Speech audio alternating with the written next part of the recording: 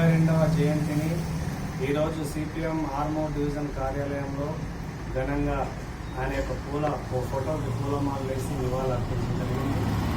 ఆయన ఒక విద్యావేత్త, మరి చిన్నతనం నుంచే వామపక్ష భావాలకి అలవాటు పడి మరి మద్రాసు నగరంలో పుట్టినప్పటికీ ఆంధ్రప్రదేశ్లో పెరిగి ఉమ్మడి రాష్ట్రానికి ఎంతో సేవ చేశాడు.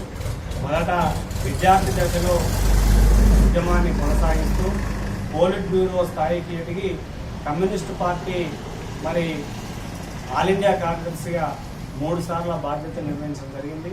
పార్లమెంటులో ఆయన యొక్క ఉపన్యాసానికి ప్రపంచవ్యాప్తంగా కూడా ప్రజలందరూ కూడా మరి ఆలోచన చేసేటటువంటి పరిస్థితి ఉండేది.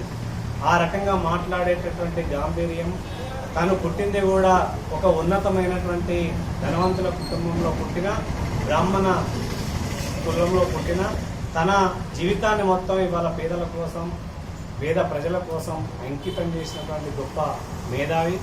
ఆయన చనిపోయిన తర్వాత ఆయన భౌతికాయాన్ని కూడా విద్యార్థుల చదువు కోసం మరి వైద్య కళాశాలకి అప్పగించడం జరిగింది. కాబట్టి అట్లాంటి గొప్ప మేధావిని ఇవాళ కమ్యూనిస్ట్ పార్టీ కోల్పోవడం జరిగింది. ఆయన యొక్క ఆశయాల్ని నేడు పాలక వర్గాలు అనుసరిస్తున్న విధానాలు, ఏదైతే తినటానికి తిండి, ఉండటానికి ఇల్లు, కట్టుకోవడానికి బట్టలు, ఈ 3 ప్రభుత్వం కల్పించాల్సిన బాధ్యత ఉంది. వీటి కోసం నిరంతరంగా ప్రజల పక్షాన నిలబడి పోరాటం చేసినటువంటి నాయకుడు.